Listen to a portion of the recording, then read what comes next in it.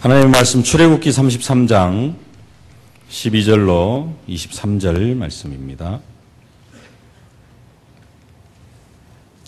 함께 봉독하겠습니다.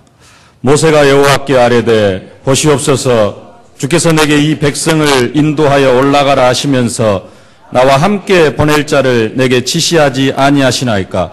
주께서 전에 말씀하시기를 나는 이름으로도 너를 알고 너는 내 앞에 은총을 입었다 하셨사온즉 내가 참으로 주의 목전에 은총을 입었사오면 원하건대 주의 길을 내게 보이사 내게 주를 알리시고 나로 주의 목전에 은총을 입게 하시며 이 족속을 주의 백성으로 여기소서.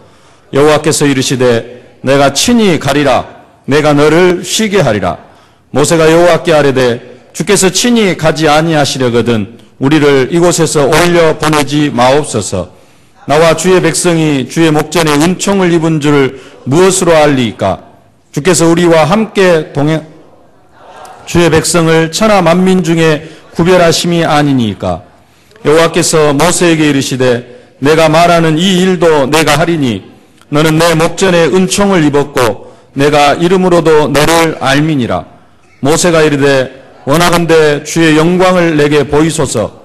여호와께서 이르시되 내가 내 모든 선한 것을 내 앞으로 지나가게 하고 여호와의 이름을 내 앞에 선포하리라.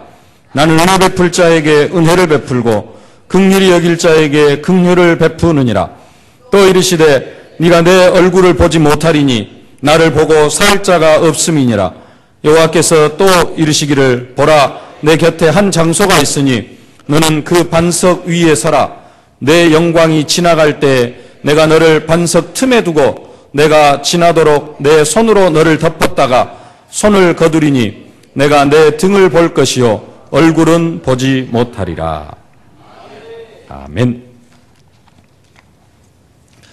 하나님은 은혜 베풀 자에게 은혜를 베푸시고 긍휼히 여길 자에게 긍휼을 베푸시는 하나님이십니다.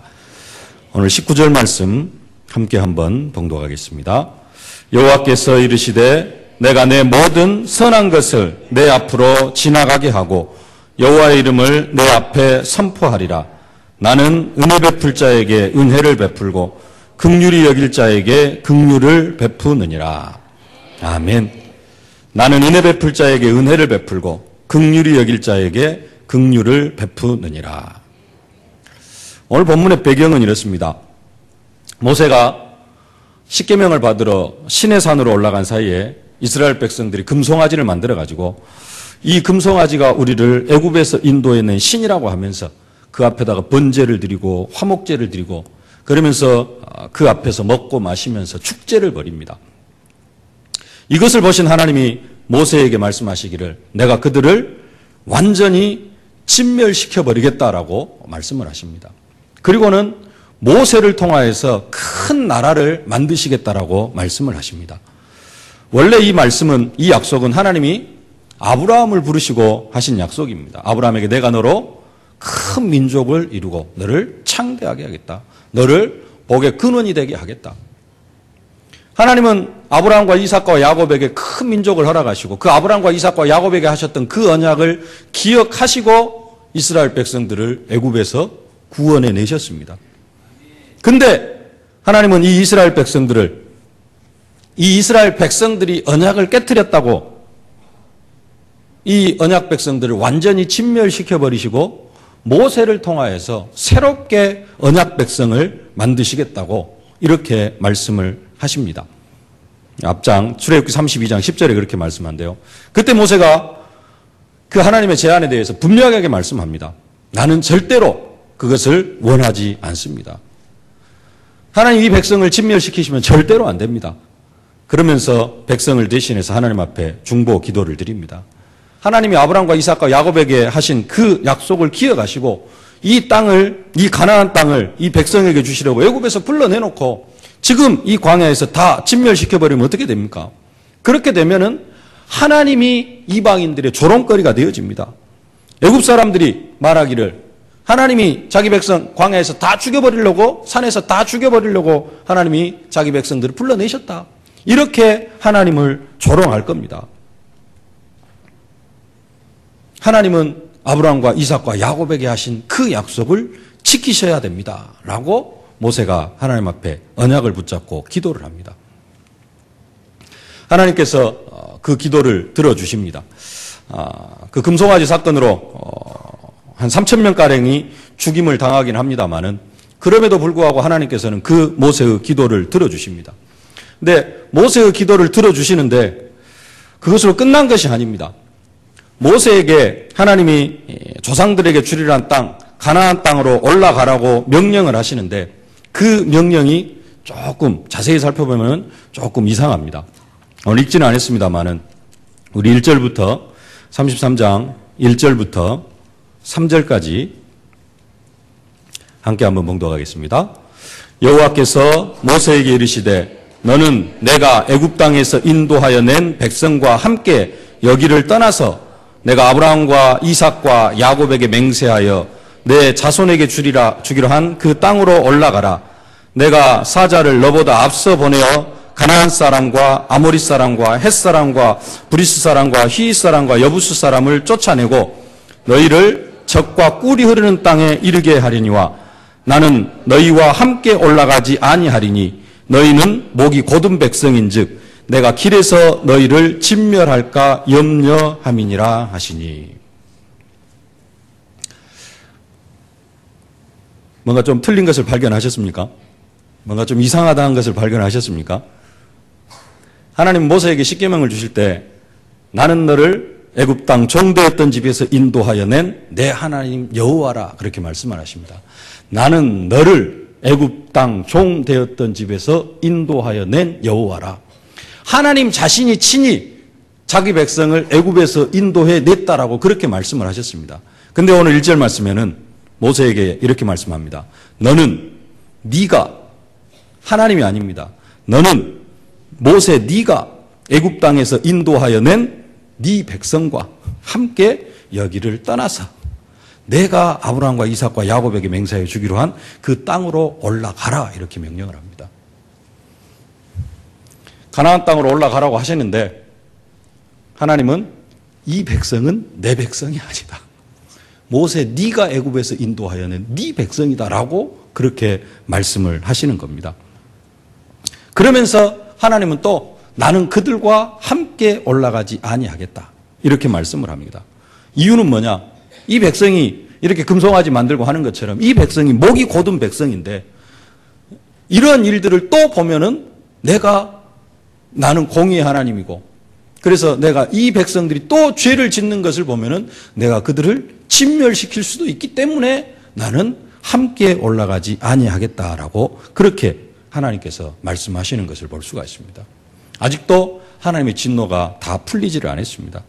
그래서 다시 오늘 본문으로 돌아와서 12절 13절 말씀 모세가 그런 하나님을 향하여서 하나님께 다시 기도하는 내용입니다. 우리 12절 13절을 함께 봉독하겠습니다. 모세가 여호와께 아뢰되 보시옵소서 주께서 내게 이 백성을 인도하여 올라가라 하시면서 나와 함께 보낼 자를 내게 지시하지 아니하시나이다. 주께서 전에 말씀하시기를 나는 이름으로도 너를 알고 너도 내 앞에 은총을 입었다 하였사온즉 내가 참으로 주의 목전에 은총을 입었사오면 원하건대 주의 길을 내게 보이사 내게 주를 알리시고 나로 주의 목전에 은총을 입게 하시며 이 족속을 주의 백성으로 여기소서. 하나님이 이스라엘 백성들을 하나님의 백성으로 여기지 아니하시고 모세 네 백성으로 말씀을 하시니까 모세가 그것을 감당하지 못하고 이 족속을 하나님의 백성으로 주의 백성으로 여기소서. 13절 마지막에 그렇게 말씀하죠. 이 족속을 주의 백성으로 여기소서라고 그렇게 기도를 합니다. 그리고 하나님이 함께 올라가지 않겠다라고 그렇게 말씀을 하시니까 그래서 모세가 요청을 하는 겁니다. 나와 함께 보낼 자를 치시하지 아니하시나이다. 함께 가나안 땅에 들어갈 수 있는 사람을 보내달라고 그런 사람을 지명해달라고 이야기를 합니다. 어떤 사람은 아론이 모세가 처음에 내가 못 갑니다. 바로 앞에 못 갑니다. 하니까 하나님께서 그러면은 네가 말할 그 말을 대신할 아론을 하나님께서 같이 갈 자로 붙여주셨습니다. 근데 그 아론이 지금 금송아지를 만들어 버렸거든요. 그래가지고 뭐 죽지는 않았습니다만은 그 아론이 금송아지 만들고 나니까 그 이제 아론이 하나님 앞에 이렇게 합당하지 않은 그런 자가 되어졌다라고 하면서 아론을 대신할 그런 사람을 보내달라고 하는 것으로 그렇게 해석을 하기도 합니다. 근데 모세의 마음은 그게 아닙니다. 다른 사람을 보내달라는 게 아니라 하나님, 내가 혼자 올라갈 수 없습니다. 하나님이 함께 하셔야 됩니다라는 그런 고백입니다. 14절과 15절을 보면은 그것을 확실하게 알 수 있습니다. 14절, 15절 함께 봉독하겠습니다. 여호와께서 이르시되 내가 친히 가리라. 내가 너를 쉬게 하리라. 모세가 여호와께 아뢰되 주께서 친히 가지 아니하시려거든 우리를 이곳에서 올려 보내지 마옵소서. 하나님이 이스라엘 백성들과 함께 가나안 땅에 들어가지 않겠다고 하시니까 함께 가야 됩니다. 하나님께서 함께 가야 됩니다. 하나님께서 함께 가시지 아니하면은 나는 절대 이 백성을 가나안 땅에 데리고 들어가지 않겠습니다. 라고 그렇게 하나님 앞에 간청을 하는 것입니다. 그러면서 이 백성은 내 백성, 모세의 백성이 아니고 하나님의 백성이라는 증거로 그 증거로 하나님께서 친히 올라가셔야 될 것을 말씀을 하고 있습니다. 16절 말씀 함께 봉독하겠습니다. 나와 주의 백성이 주의 목전에 은총을 입은 줄 무엇으로 알리이까? 주께서 우리와 함께 행하심으로 나와 주의 백성을 천하 만민 중에 구별하심이 아니니까. 네. 계속해서 모세는 이 백성은 내 백성이 아니고 하나님의 백성입니다. 그리고 하나님께서 하나님의 백성이라는 증거로 하나님께서 친히 가나안 땅에 들어가실 때 하나님이 함께 올라가셔야 됩니다. 라고 그렇게 기도를 하고 있는 것입니다. 하나님은 모세의 이런 모든 기도에 다 응답을 하십니다. 17절 말씀 함께 봉독하겠습니다. 여호와께서 모세에게 이르시되 내가 말하는 이 일도 내가 하리니 너는 내 목전에 은총을 입었고 내가 이름으로도 너를 알미니라. 아멘.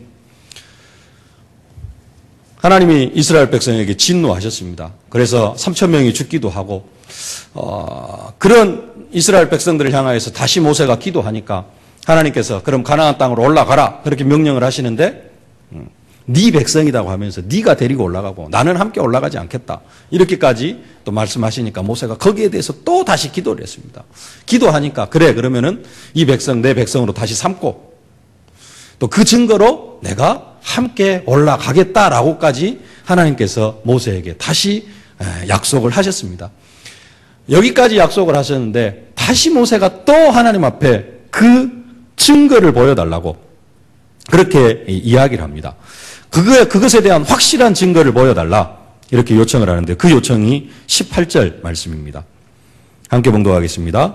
모세가 이르되 원하건대 주의 영광을 내게 보이소서. 주의 영광을 내게 보이소서. 하나님께서 그렇게 약속하시는 그 확실한 증거를 내게 보여달라고 모세가 그렇게 이야기를 합니다. 그때 하시는 말씀이 오늘 아까 처음에 다시 읽었던 19절 말씀입니다. 19절 함께 봉독하겠습니다.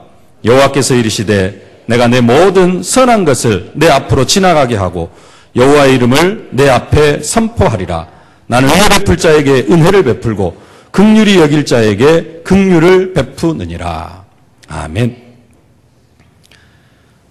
주의 영광을 내게 보이소서. 여기에 대한 응답이 오늘 이 본문 말씀입니다. 이 말씀이 너무 길어가지고 은혜와 긍휼을 베푸시는 하나님 이렇게 메시지 제목을 잡았는데요. 너무 길어서 그랬습니다. 원래대로 하면은 은혜 베풀 자에게 은혜를 베풀고 긍휼히 여길 자에게 긍휼을 베푸시는 하나님. 여러분들이 제목을 그렇게 기억하실 수 있기를 바랍니다.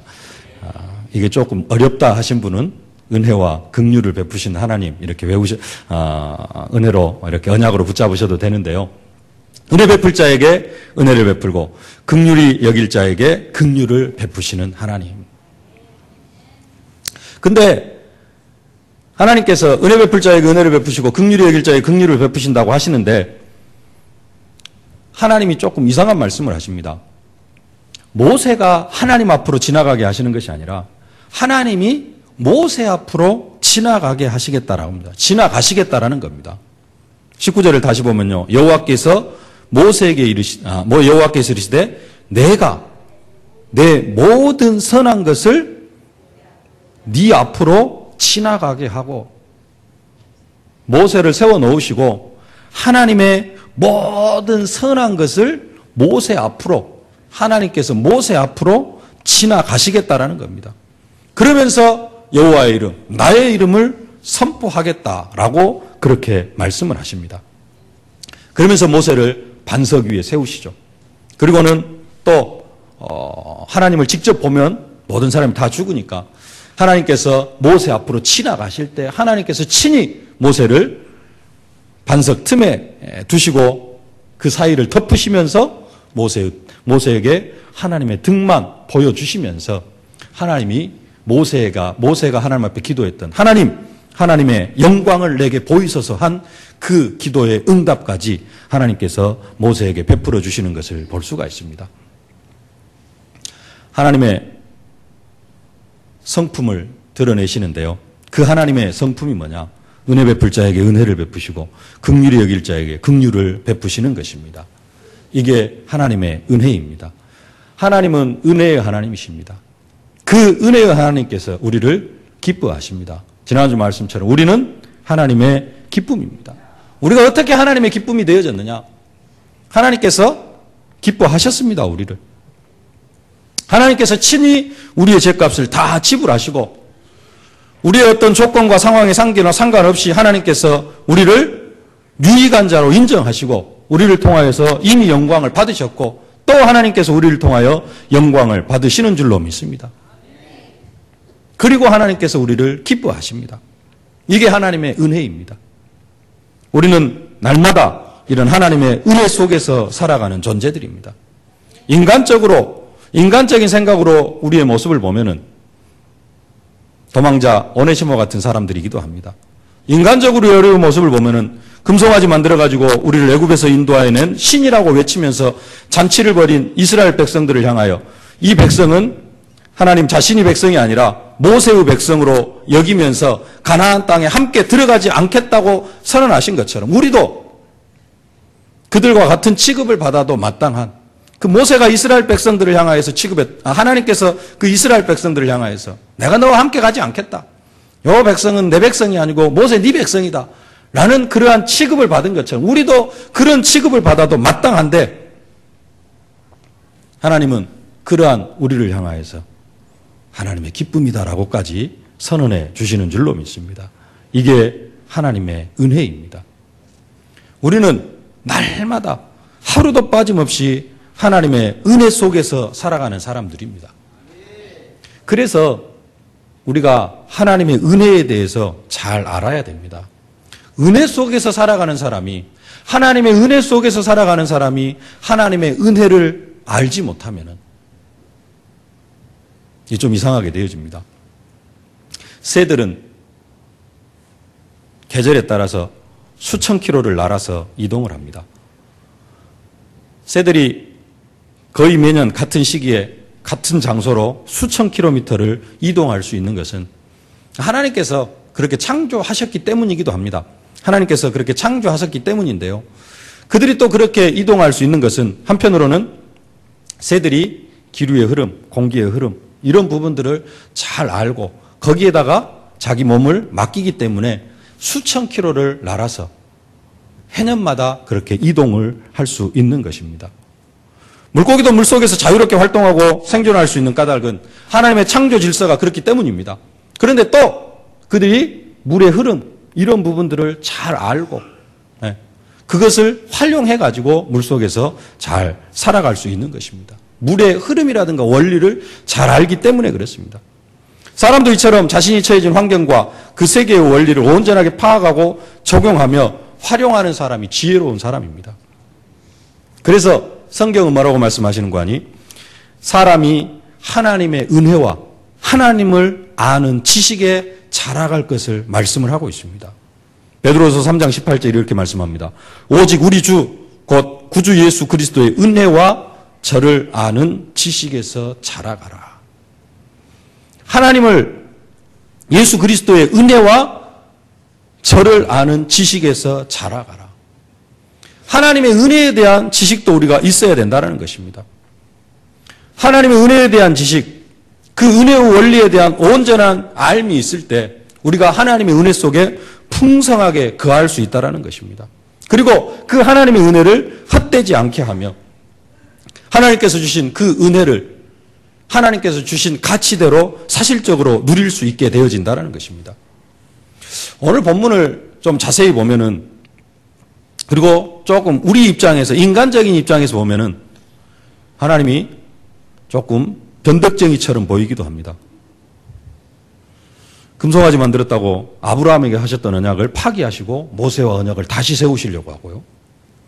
또 그래가지고 다 죽이려고 하셨다가 모세에게 기도가 모세가 하나님께 기도하니까 그래 그러면 내가 다시 죽이지 않겠다. 마음을 또 바꾸시는 것 같기도 하고요.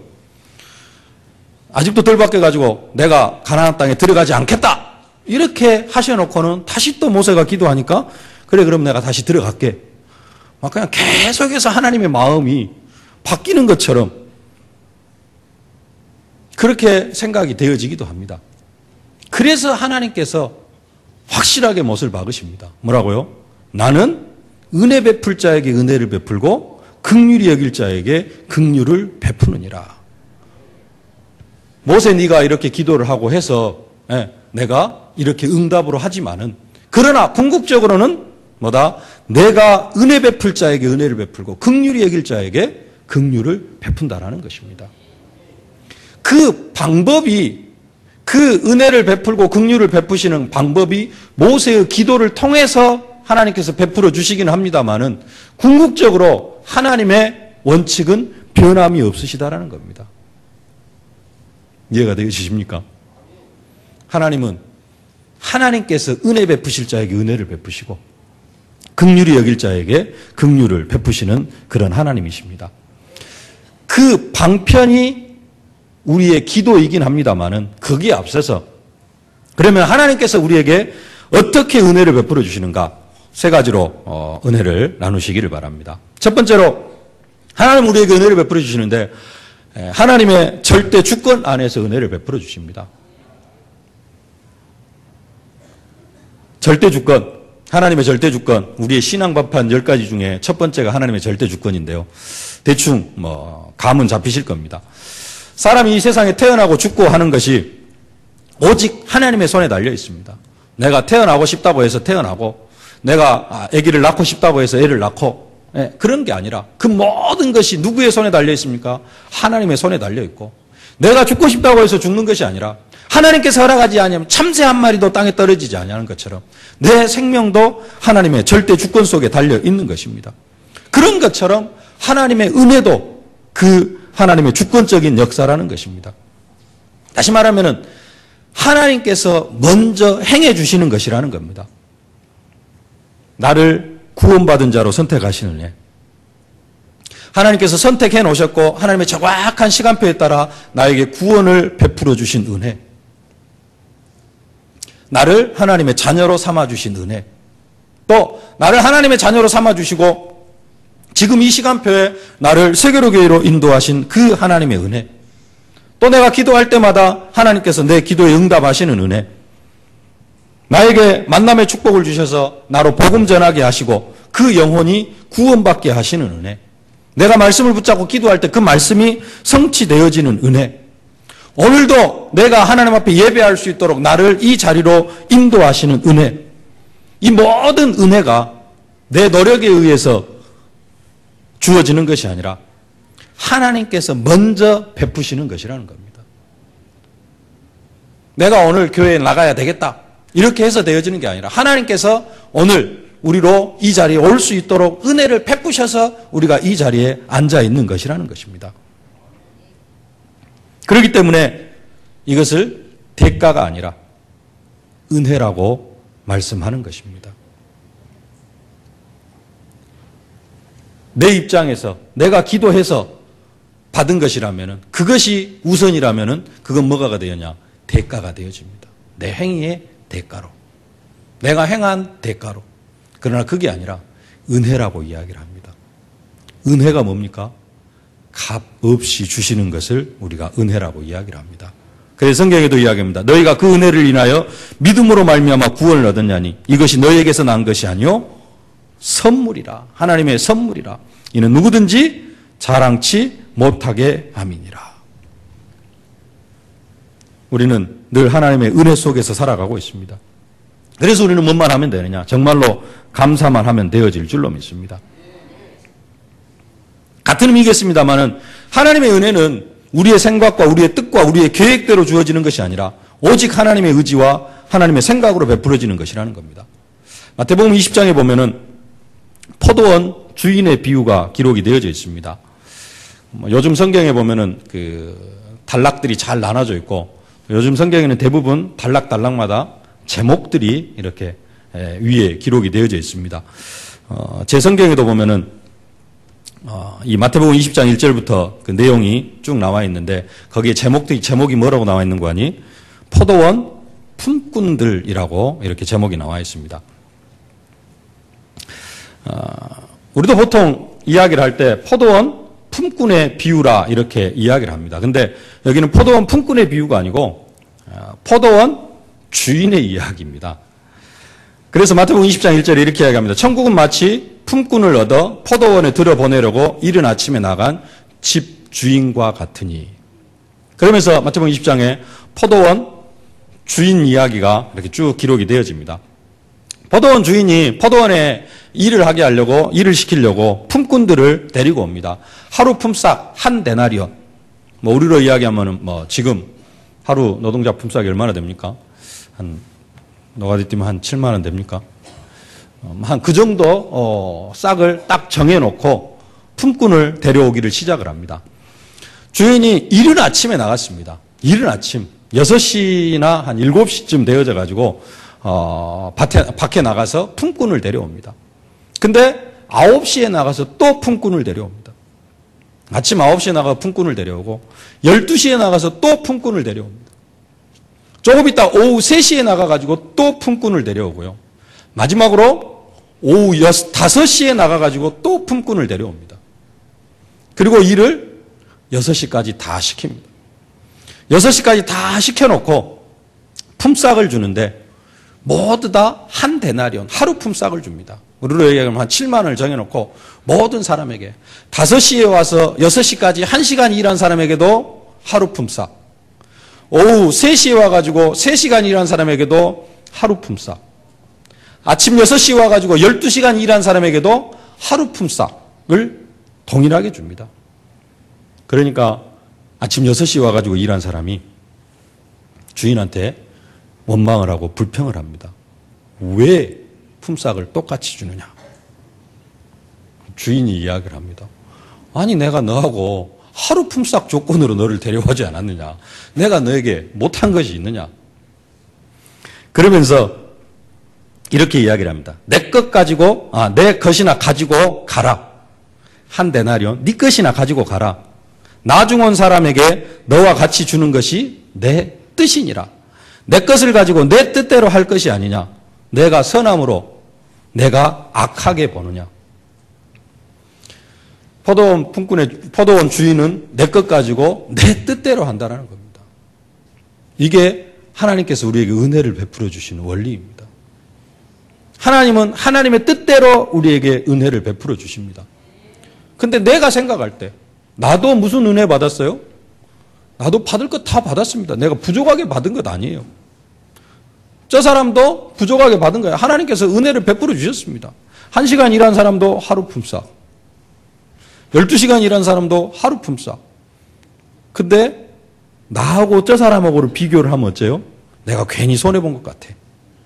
그러나 하나님 입장에서는 나에게 하나님께서 부당하게 뭔가를 처리하는 것은 아닙니다. 똑같습니다. 포도원 주인의 말처럼 하나님의 은혜는 하나님의 주권적인 뜻과 하나님의 의지대로 베풀어지는 것입니다.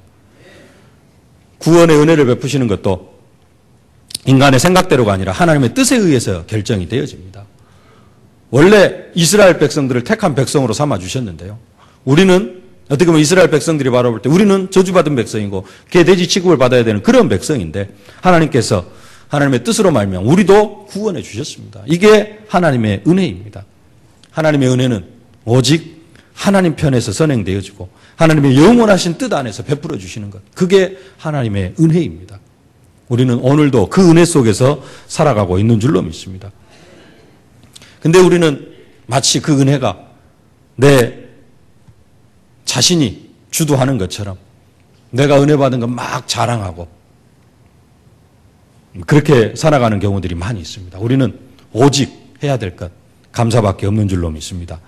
하나님 앞에 감사하는 그러한 축복이 있어질 수 있기를 주의 이름으로 축원합니다. 두 번째로 하나님의 은혜는 예수 그리스도 안에서 베풀어 주십니다. 하나님은 은혜를 하나님의 주권적인 뜻과 의지대로 베푸시는데 그냥 무조건적으로 베푸시는 것이 아니라 거기에도 원리가 있습니다. 하나님께서 우리에게 은혜를 베풀어 주시는데 한 사람 그냥 잘 살도록 하기 위해서 우리의 삶을 풍족하게 하려고 그런 목적으로 하나님께서 우리에게 은혜를 베풀어 주시는 것은 아니라는 것입니다. 하나님의 은혜는 예수 그리스도를 중심으로 우리를 구원하시고 그 구원하신 하나님의 백성들을 통하여서 이 땅에 하나님의 나라를 이루어 가시면서 결국 천국을 완성하시려는 그러한 목적으로 하나님께서 우리에게 은혜를 베풀어 주시는 것입니다. 은혜 베풀어 주신 이유가 뭐라고요? 하나님 나라를 이 땅에 이루어 가고 결국은 저 천국을 이루어 가시려고. 그래서 하나님은 우리에게 왜 은혜를 베풀어 주셔요? 하나님 나라를 이루어가게 하시려고. 그래서 부활하신 예수님이 40일 동안이나 제자들에게 말씀하신 그 하나님의 나라, 그 하나님의 나라를 이루어 가시려고 하나님께서 은혜를 베푸신다는 사실입니다. 근데 많은 사람들이 은혜 받는 이유, 하나님 앞에 은혜 받는 이유가 뭐냐? 하나님께 은혜를 베풀어 달라고 하는 이유가 뭐냐? 하나님 나라가 목적이라기보다는 내 어떤 물질 축복, 육신적인 건강 축복, 내가 잘되고 형통케 하는 그러한 축복의 수단으로만 여기는 경우들이 많이 있습니다. 그래서 하나님의 은혜는 너무 풍성한데 우리가 그 은혜를 사실적으로 누리지를 못하는 것입니다. 왜냐? 방향이 안 맞기 때문에. 하나님의 은혜 값없이 주시는 것이라고 이야기하기 때문에 또 하나님은 사랑의 하나님이시기 때문에 그 은혜도 그 한없는 은혜도 아무에게나 누구에게나 마구 주시는 것이라고 그렇게 생각을 하기도 합니다. 물론 하나님이 사랑의 하나님이고 은혜의 하나님입니다. 근데 아무렇게나 주시는 것이 아닙니다.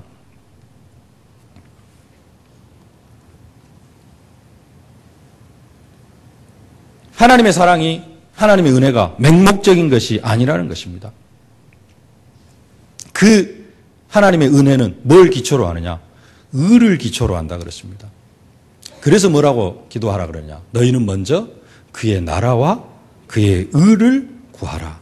그리하면 이 모든 것을 너희에게 더하시리라. 하나님께서 우리에게 은혜를 베풀어 주시는데 하나님의 공의를 기준으로 하나님께서 우리에게 은혜를 베풀어 주시는 것입니다. 원칙도 없고 원리도 없이 마구 베풀어 주시는 것이 아니라는 것입니다. 그래서 하나님의 은혜는 하나님이 원하시는 공의에 합당한 조건을 지닌 사람들에게 지속적으로 하나님께서 은혜를 베풀어 주십니다. 그 증거가 뭐냐?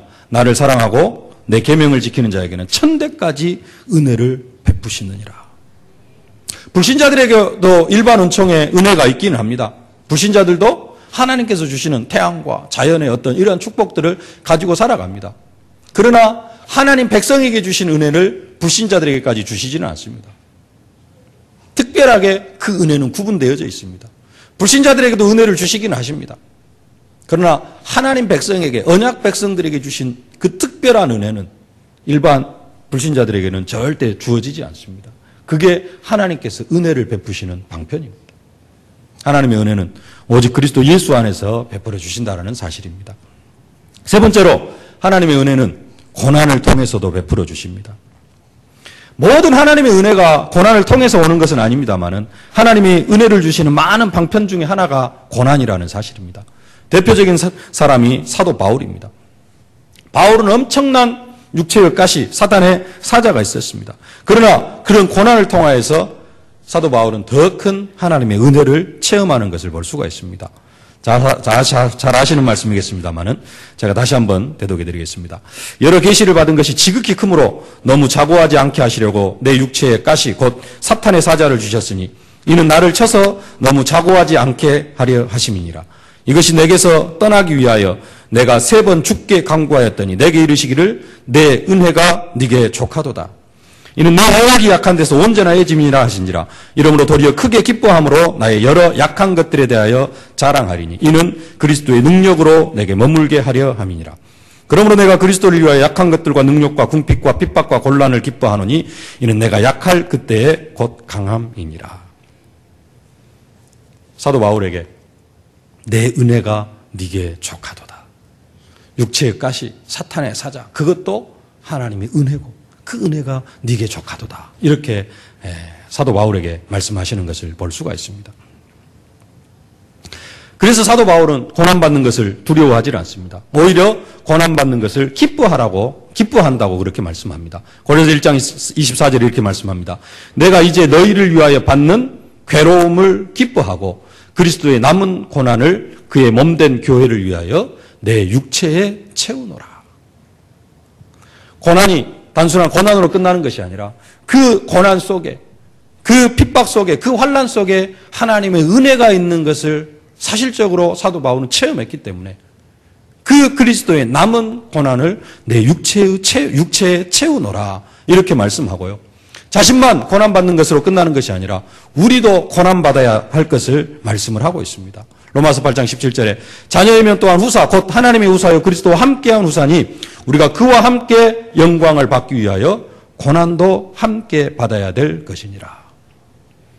나를 쳐가지고 막 어떻게 하고 일부러 막 그런 속으로 들어가라라는 것이 아니라 그 고난 속에 뭐가 있기 때문에요? 하나님의 은혜가 있기 때문에 고난이 오면은 그걸 피하려고 하지 말고 즐거움으로 감당하라는 것입니다. 사도 바울은 가장 사랑하는 디모데에게 이렇게까지 말합니다. 디모데후서 2장 3절에 내가 그리스도 예수의 좋은 군사로 나와 함께 고난을 받을지니. 사도 바울이 받는 그러한 고난, 바울은 디모데가 함께 받기를 원하고 있습니다. 왜? 그 고난 속에 또 그만큼의 하나님의 은혜가 있기 때문입니다.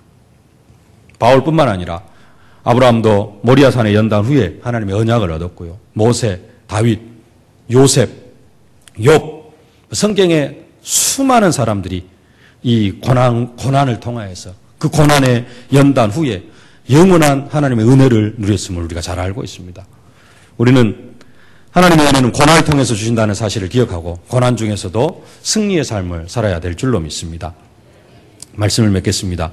우리는 하나님이 은혜를 베풀어 주시려는 사람들이고 우리는 하나님이 긍휼히 여기시는 사람들인 줄로 믿습니다. 긍휼,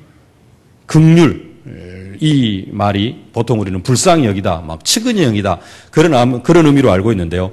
그 기본적인 의미는 사랑하다, 기호하다라는 뜻입니다. 이사야 49장 15절에 이렇게 말씀합니다.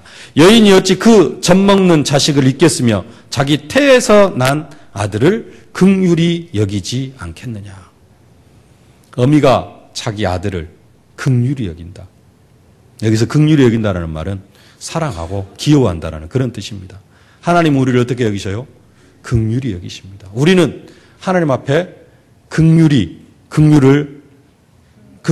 여기심을 받는 그러한 사람들입니다. 하나님은 우리에게 은혜 베푸시기를 기뻐하시는 그런 사람들입니다. 정말로 이것을 생각하시면서 하나님께서는 이번 한 주간에도 최고의 은혜와 긍휼을 베풀어 주실 줄로 믿습니다. 그 하나님의 은혜와 긍휼을 최고로 받아 누리는 그런 한 주간이 되어지실 수 있기를 주의 이름으로 축원합니다. 살아계신 아버지 하나님, 은혜를 진심으로 감사를 드립니다. 하나님은 우리를 은혜 받을 사람으로, 긍휼히 여김을 받을 사람으로 하나님께서 이미 정해 놓으신 줄로 믿습니다. 하나님, 정말로 그 은혜와 긍휼을 최고로 누리는 한 주간이 되어줄 수 있도록 은혜로 함께하여 주시옵소서.